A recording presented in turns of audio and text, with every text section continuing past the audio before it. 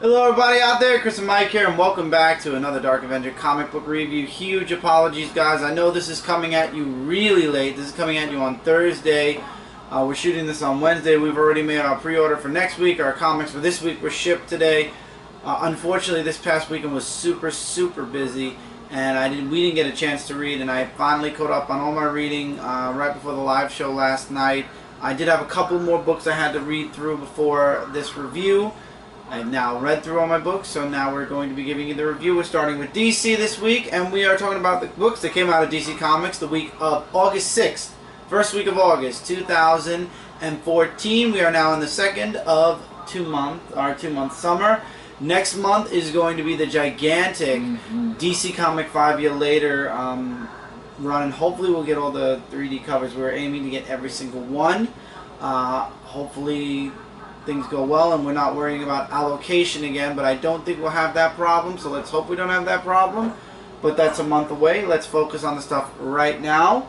So nothing's really in specific order this week, so let's just talk about whatever comes up first. Green Lantern issue number 34. This issue feels like one of those books where we just got done with an event. Next month's going to be a company-wide event, so let's put a segue book in. And issue 34 obviously will lead into issue 35, but we're going to get 5 years later first, next month. So is that a selfie cover? This is the only selfie cover I got this week. There is going to be a Green Lantern Corps selfie I'm getting next week, because the Green Lantern cover is just... I like the selfies, to be honest, but I didn't really care for this cover specifically when it came to Green Lantern.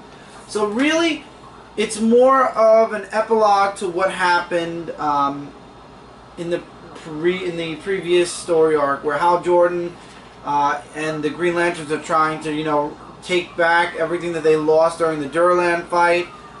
It turns out Hal's brother, his wife, and his kids come to visit Hal, because we all know Hal can't be on Earth anymore because the Red Lanterns are now patrolling Sector 2814. We get to see Saint Walker, whom we haven't seen for quite some time. A lot of dialogue between Hal and his brother, which, Hal's like, he's still reeling off of, we're taking from this reservoir and the world's gonna end and life, this sucks. And the brother's like, dude, you're living on a planet that talks. Enjoy it and stop thinking. Whenever you start thinking, you're taking something away, or you're worried about preventing a fight, or you don't want to fight because of what you're worried about, think about me, my wife, and our kids. Think about us and only us, and you're fighting for us. And then we get the final pages, which I love the way they left this off, because we all know this is going to be colliding. It's going to be all the Lantern books, plus I believe there's going to be a one-shot beginning and a one-shot ending. We get to see Hi Father. Hi Father, nice seeing you again. And it turns out something that was done, the last arc that Jeff Johns did with the Source Wall and everything, something happened, and now the Hi Father is he's finally within a grasp of this thing, and this is going to lead into the next crossover arc in all the Green Lantern books, every single one. So I guess that they're going to find out Kyle's alive, or Kyle's going to be doing something in secret. But it's funny that Kyle and Dick are now both thought dead, but are only known to be alive by like a select amount of people. They should do a team-up book. They should, actually. The two dead people who really aren't dead. But anyway, it was a nice segue book. I love the artwork in this book. I mean, let me show you guys some artwork, because I feel like I showed a little bit, but I really want to show some really good art. I really enjoyed the artwork in this book. I thought it was really good. Here's some artwork examples here.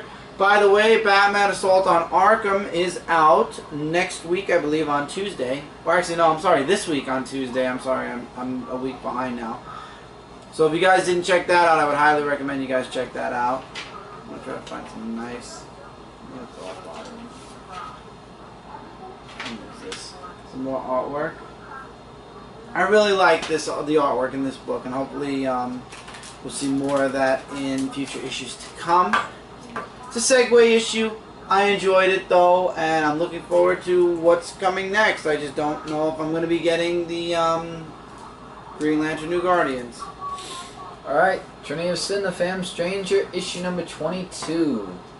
And in this book, we saw last time where the Phantom Stranger was going to encounter with God, it looks like, because of all this. And basically, what the Phantom Stranger, he wants... They explain about what happened last issue, Angel Zorel, and trying to bring him back and everything. So... I mean, as Phantom Stranger battled him, didn't look very well. The artwork's like really fantastic. And when he battled him, he was back as Philip Stark. You know, with his wife, Elena, and his 2 kids. Like, I was just saying, like, since this book's getting canceled, like, knowing that maybe this was all just a dream, that's why they probably did this. And, you know, and it's just like... that, but then stuff goes wrong afterwards, as always, and you know, he just talks about, you know, how, you know, everything's been infecting him, and that dog that we saw from issues back, that, you know, like, it's just amazing how he remembers all this and depicting the character. So he just tries every which way to help Angel Zorel come back with that, and Phantom Stranger goes back to that time so he can help him come back as a sacrifice and all that. And let's just say in the end, there's this. Now here's the next thing though. It says the next is going to be in Future's End. Yeah, the next 5 years later. 5 years later. The Phantom Stranger. So you know, and even the dog tells him, you know, that you know, it's just that there are other options, that he can choose which direction to go with his path, because he's noticed he's been through so many paths not listening to him and everything. But I did leave out a lot of stuff though, but this comic book was really amazing, and I can't wait to see how it's all gonna go for Future's End for the Phantom Stranger. Alright, I'm gonna need you for this one, your hands, because this was a 3-way battle.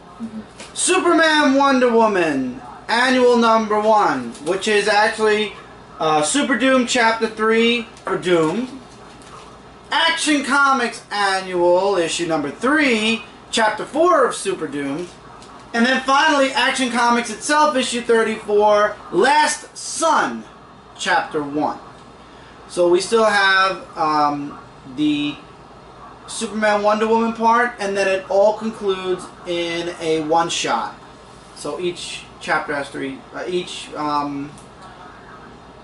what do you call it? Has a Superman Doom. No, each chapter has 3 parts to it, or 3 chapters. Each part of the story has 3 chapters to it. So Superman Wonder Woman's part 2, and then the one shot will be the finale. Now, try to stay with me on this, because I'll be honest with you, I put this down because it's its own entity. Trust me, thank God. These two, I want you to open this up and go to the last page. I'm going to open this up.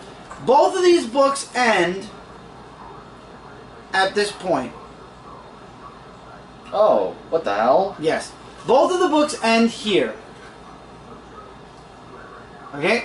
So your last page for both books is this. And this isn't a trick. So, we start with Superman Wonder Woman, which is chapter 3.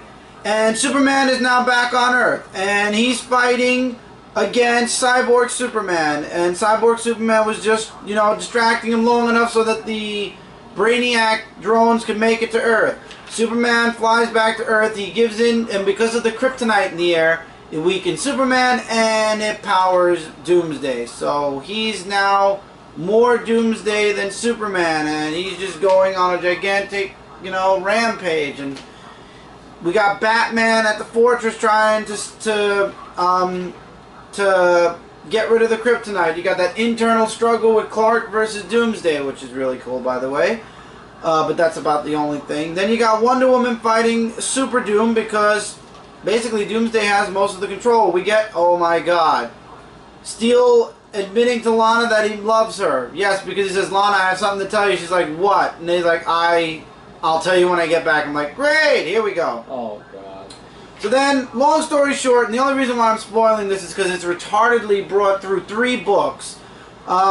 Basically, Batman succeeds in the fortress, and all the kryptonite on Earth is eliminated, so inside Superman's mind, he is now Superman again. He just literally tosses the Doomsday virus away, and he is now Superman. And then this happens. Okay, so that's the end of this book. So what's the point of that ending happening? Like, what's it... I'll explain in this book, because it's better to explain in one book than in both books. Alright. Both books, basically, it's like a deck of cards. You take some pages here, and you slit it into some pages here, and you take some pages here, and you slit it into here. You basically have to take both of these books and combine them into one book, not like front to back like this. You literally will have to take certain pages from the beginning here and stick it in the beginning, and certain pages in the middle, let some of this story go, put it in the middle. It's basically... Why can I make it one story? I don't know.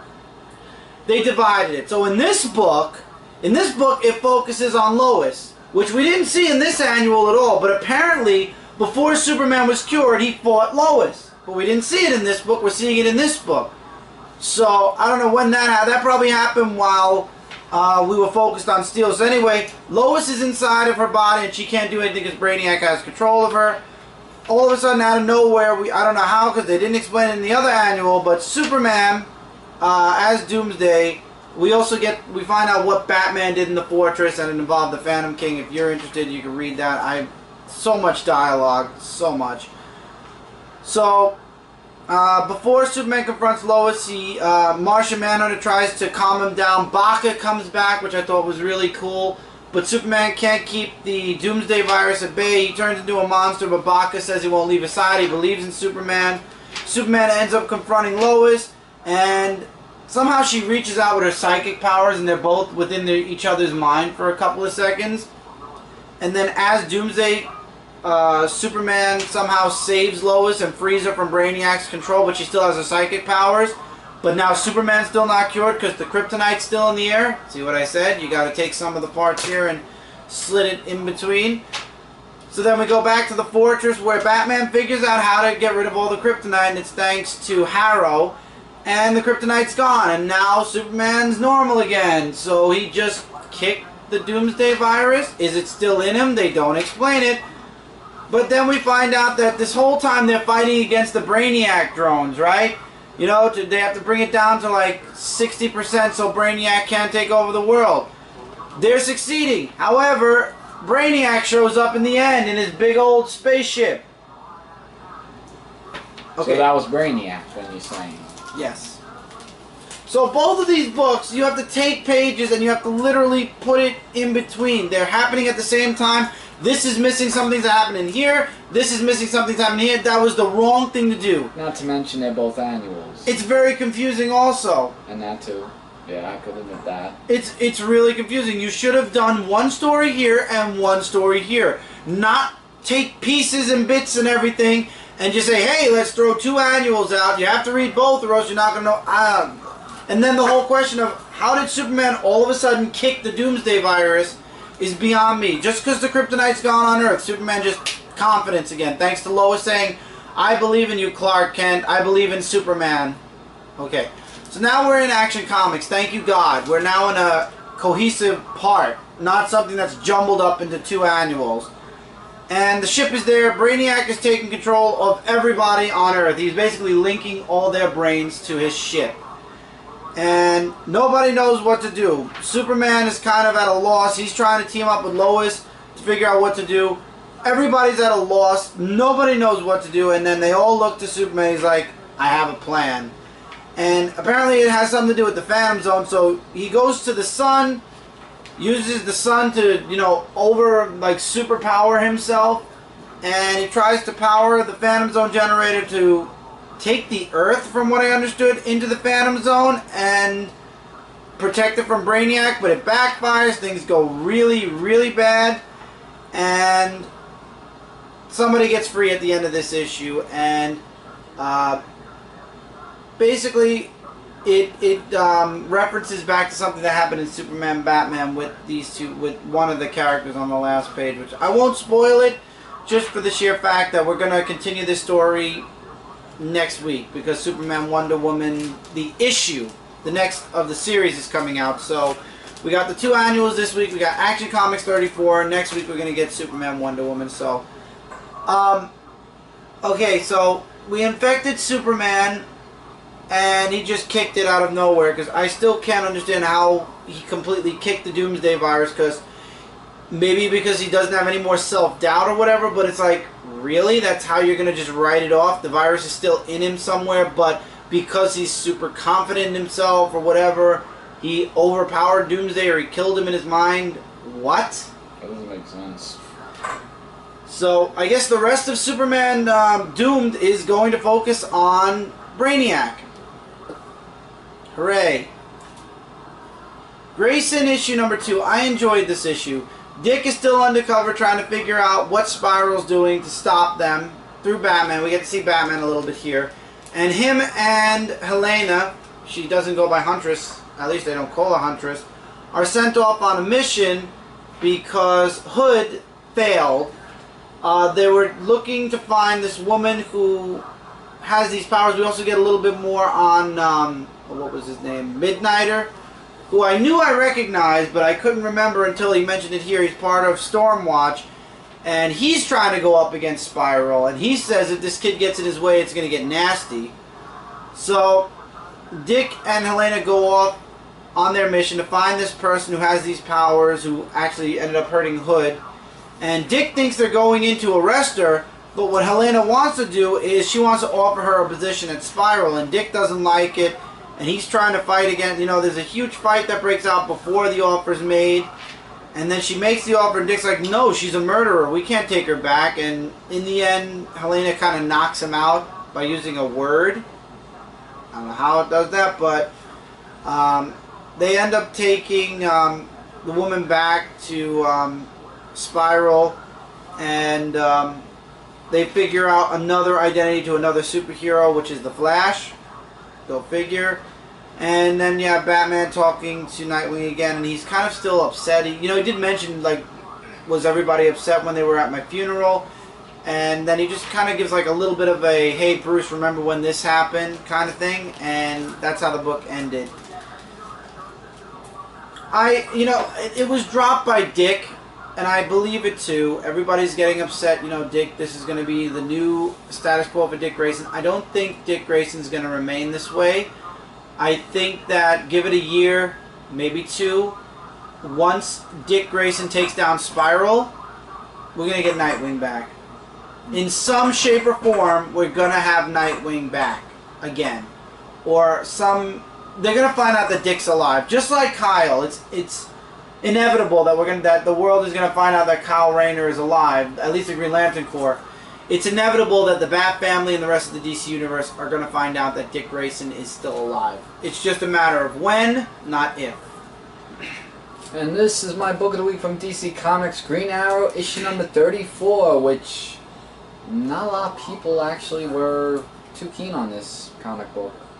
And I beg to differ, actually, because this is basically where, we all saw, Green Arrow was going to save Diggle, and when Henry Piff took the bullet for Naomi getting shot by Talkman. So, basically, Green Arrow and Diggle, they make it through the whole of Dragon's security to get to him. And the artwork was really amazing, and the whole part where Miko was helping out a little bit from time to time, and just right here was really amazing how we saw Richard Dragon's point of view of the weak shots and how he can defeat them and everything, and he just takes them down like really. But then Green Arrow, he just gets the arrow and gets him in the artery. And then he just wants one question from the dragon and all that stuff. But here's one thing now, where Count Vertigo go. So, with Count Vertigo gone, I like when Green Arrow says this, that he says there will be time to track down Vertigo. That's a fight for another day. Right now, we need to take care of these people. For him to save civilians over going after Count Vertigo wasn't... That touched me. Like, just saying that he would do that, because I would do the same thing, and that was a nice side of Green Arrow with that. And then at the end, Henry Pip is fine. Queen runs the Industries now with Diggle, and now has a sidekick named Miko. And that was really awesome. And that's another next issue of Futures End, and 5 years later, Everything's the new Green leading into Arrow Futures rises. End, yeah. But it's the new Green Arrow that rises, because in Futures End he's dead. There's going to be a new one. So Probably it's going to be a probably Miko. Miko, yeah, I would call it. But yeah, best book of the week, definite 5 out of 5. Amazing. Alright, before we get into the weeklies, we have one more book which is super spectacular. Tom Taylor just kills it every single issue. Earth 2 issue number 26. We have the fight finally between Val and Superman. The two Supermans duke it out, and you have the entire world's army plus the Justice Society, which they're not called the Justice Society yet, versus the entire army of Apocalypse. They talk about wanting to just drop a bomb right where the projector is for the boom tube. The problem is they know that Mr. Terrific and Sloan are there, so they want to break in and save them before they take out Bedlam and the rest of the Apocalyptian army. So you got Superman versus Val. You have Aquawoman and it is Aquawoman, I believe. Anyway, it looks like. And Flash, who go up against Bedlam to save Mr. Miracle, Mr. Terrific, and Sloan. She takes out Bedlam and frees everyone. However, and they destroy the boom tube, and Apocalypse is basically closed off from the world. We find out the final fate of Superman, which I can't spoil here, but man, what, I didn't expect this. Tom Taylor did something that very few comic writers have done to date with me since I started reading comic books. He gave me a an answer to the Superman, the Dark Superman, that I wasn't expecting. He gave us a twist at the end that was completely and utterly I didn't see it coming, and that's awesome. Of course, Bedlam escapes and he takes Mr. Terrific, Sloan, and Mr. Miracle away, but that's for a future story arc because that's the end. And we also see the beginning formations of the Justice Society. But we're not going to be seeing the next issue of Earth 2 until after 5 years later. And 5 years later, as this says here with Futures End, 5 years later, Mr. Terrific fights for his life in Earth 2 and 5 years later. So that's going to be interesting to see. This series has been spectacular since Tom Taylor took over. I would highly recommend it to anybody who's interested in Justice Society, anybody who's interested in Earth 2. I really, really love this series. I can't wait for it to come back in 2 months, and I can't wait to see 5 years later, but spectacular series. And we know what's coming in Futures End at some point where Earth 2 is going to be destroyed by Apocalypse, but I guess not this time, maybe another time, but hopefully they'll keep Earth 2 going for a while before the whole crossover. But they've been saying that Earth 2 is going to cross over with Earth 1 eventually, so we might be getting that war a lot sooner. Maybe by this spring we're going to be getting it a lot sooner than we thought, and we are getting World's End, so technically World's End is where Earth 2 is going to come to Earth 1 anyway. So now in the weeklies, Batman Eternal issue 18, finally back to Batman. So you have Barbara, who's still trying to find the person who framed her father in order to get her father out of jail and bring that person to justice and maybe just kick some ass. Yeah, Batman street level with Lieutenant Bard, who he's just walking around a slum area trying to make face or trying to prove, you know, he's going to clean up Gotham. Some people get dragged into the sewers, and we all know what the sewers mean. Killer Croc. I know. And it looks like it is Killer Croc at first. Actually, Lieutenant Bard actually says this is Killer Croc's work because they find a dead body and it looks like the face is ripped off. And it turns out it wasn't Killer Croc. Oh, thank God. It was somebody else, and Batman actually believes him because they find a handprint on the wall. So who did it? It goes to Jim Gordon for a little bit with some really nice dialogue. And now you have Batman, Lieutenant Bard, and Killer Croc looking for the little girl that disappeared, and who ended up killing the guy that she was with. I'm going to skip a lot of the Batgirl stuff, but there is something following them in the dark, by the way, in the sewers. Yeah, Batgirl, Red Hood, and Batwoman. Batgirl finally found the person where this person is. The ending is kind of like really, but it involves mind control. That's all I'm going to say. So we'll see where that goes. Out of the 2 weeklies this week, this was kind of the weakest. I did enjoy the Killer Croc parts in this book, but the Barbara Gordon, the Batgirl parts, I'm not going to say it's weak. I mean, I want to see what Batgirl is doing, but didn't hold up, really, for me. Future's End, however, we get to see, this is Future's End, issue number 14. We got to see Big Barda and Amico versus the Deathstroke and 50 Sue. And it turns out 50 Sue's able to divide her body up. How that's possible, I don't know. But they met. Amico and Big Barda end up finding a way to escape. Terry wakes up from being knocked out, and Plastique actually speaks up for him and says, either we do this as a team, or I'm blowing this place sky high. So in the end, they all actually end up working together. And then we go back to Cadmus Island, where you have Grifter, who, with 50 Sue, the other 50 Sue, but now she's completely whole again because of what happened in the beginning of the book. They're trying to find out about the Stealth Omax, and it turns out that they have Stealth Omax. And then we go to Lois Lane for the rest of the book, still trying to figure out what's going on, what all the stuff she got really means. She does drop a little hint that Clark disappeared. The unsolved mystery, like she thinks it's an unsolved mystery, like Clark's disappearance. So I wonder where the real Superman is at this point. And then somehow one of the relics comes to life, and she sees tons of images of Earth 2, and she actually sees the Lois Lane from Earth 2, which happens to be Red Tornado. And she's like, what did I just see? What in God's name was I just looking at? And that's where it ends. So wow, that's a huge cliffhanger of what she saw. Really straightforward book this week, but I think this gave a little bit more progress, where this kind of... I feel like Batman Eternal is just becoming a Batman title that's just so happens to be a 52-issue title that's then going to end. Future's End definitely has a lot of... it's building up to something big, and you know it's building up to something big, and it's going to be awesome. And with that, guys, that's it for this review. Don't forget to check out comic-related, Comic Frontline, and Zone4Podcast.com. Together we are your #1 source for comic-related news, reviews, and a whole bunch more.